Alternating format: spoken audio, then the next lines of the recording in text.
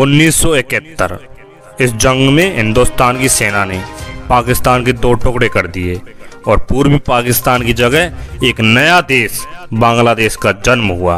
भारतीय सेना के जिस सूरवीर ने 93,000 पाकिस्तानी सैनिकों को घुटने टेकने पर मजबूर किया, जिनका नाम है सैम बहादुर। नमस्कार, मैं हूं प्रदीप चौधरी और आज हम बात करेंगे देश के पहले फील्ड मार्शल सैम मानेकशॉ के बारे में, जिनका 109 साल पहले यानी आज ही के दिन जन्म हुआ था, जिन्होंने देश के बंटवारे के ठीक 24 साल बाद पाकिस्तान को एक ऐसा जख्म दिया जिससे वे आज तक उबर नहीं पाया है। अमृतसर में जन्मे मानेकशॉ अपने पिता की तरह डॉक्टर बनना चाहते थे, लेकिन जब पिता ने ही मना कर दिया तो सेना में भर्ती हो गए।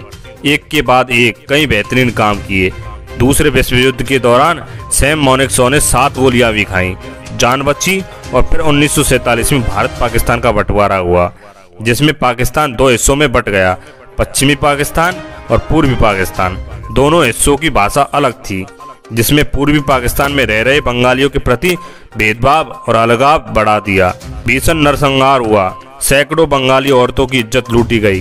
पाकिस्तान के सैनिक तानाशाह जनरल याह्या खान ने पूर्वी पाकिस्तान के लोगों के विरोध को सैन्य शक्ति से कुचलने का आदेश दे दिया। इस दौरान लाखों लोगों ने भागकर भारत में पनाह ली। तभी प्रधानमंत्री इंदिरा गांधी ने सैम मानेकशॉ से एक मीटिंग की।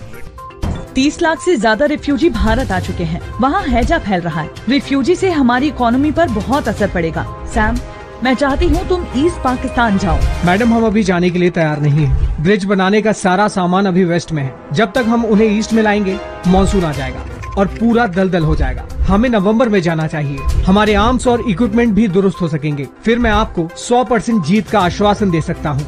सैम मानेकशॉ ने जवानों की ट्रेनिंग से लेकर प्लानिंग तक सारी तैयारियां शुरू कर दी, लेकिन इस बीच कुछ ऐसा हुआ जिसने पॉलिटिक्स की कंट्रोल को लेकर हमेशा सतर्क रहने वाली इंदिरा गांधी की चिंता बढ़ा दी।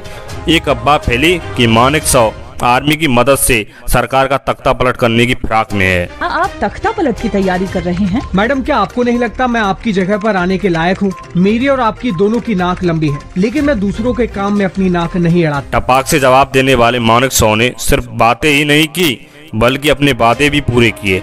दरअसल 3 दिसंबर की शाम पाकिस्तान ने भारत के आधा दर्जन से ज्यादा एयरपोर्ट पर अचानक बमबारी शुरू कर दी। तब भारतीय सेना ने भी मुंह तोड़ जवाब दिया और एक साथ 2 तरफ से धावा बोला। सबसे पहले कराची के नेवी बेस को उड़ाया और फिर बांग्लादेश में दाखिल हुए। युद्ध हुआ और 15 दिसंबर तक मात्र 13 दिनों में भारतीय सैनिक बांग्लादेश की राजधानी ढाका तक आ पहुंचे। दूसरे विश्व युद्ध के बाद ऐसा कोई युद्ध नहीं हुआ जो सिर्फ 13 दिन में खत्म हुआ हो। इतिहास के सबसे बड़े आत्मसमर्पण के रूप में पाकिस्तान के 93,000 सैनिकों ने भारत के आगे घुटने टेक दिए। नतीजा, भारत की मदद से जीते इस युद्ध ने दुनिया पर 16 दिसंबर 1971 को एक नए देश के नक्शे की नींव रखी। नाम बांग्लादेश पड़ा। जाते जाते आपके हवाले सैम मानेकशॉ और पाकिस्तान के तत्कालीन राष्ट्रपति रहे याह्या खान से जुड़ा एक मशहूर किस्सा सुनाते हैं। बंटवारे से पहले दोनों एक साथ फौज में थे और आपस में दोस्त हुआ करते थे। बंटवारे के बाद याह्या खान पाकिस्तानी फौज में चले गए और सैम भारतीय फौज में रहे। सैम मानेकशॉ के पास एक USA मेड मोटरसाइकिल हुआ करती थी, जिसे जाते जाते याह्या खान ने 1000 रुपये में सैम मानेकशॉ से खरीद ली, लेकिन पैसे नहीं चुकाए। समय बीत गया, सैम मानेकशॉ भारत के आर्मी चीफ बने तो पाकिस्तान में याह्या खान सरकार का तख्ता पलटकर राष्ट्रपति बने। 1971 की जंग में पाकिस्तान के सरेंडर करने के बाद मानेकशॉ ने कहा था कि याह्या खान ने उनकी मोटरसाइकिल की कीमत अपने आधे देश से चुकाई है। इसी के साथ आज की मजदूरी यहीं खत्म करते हैं। अगर तुम्हें वीडियो पसंद आई तो लाइक मारो यार। मुझे नहीं पता, मुझे 2 मिलियन लाइक्स चाहिए, कैसे ना कैसे करके मुझे चाहिए। इतना झिला मैं कभी नहीं होऊंगा अपनी पूरी जिंदगी में जितना इसमें झिलाऊं। मुझे चाहिए ही चाहिए, तो लाइक मारो। और अगर तुम लोग नए हो तो सब्सक्राइब करो। वो जो लाल वाला बटन है उस पर फूट फेंक के मारो या फिर मोमबत्ती, मुझे नहीं पता, बस क्लिक हो जाना चाहिए। अब मैं भी जा रहा हूं, मुझे पैसों के पीछे भागना है। बाय।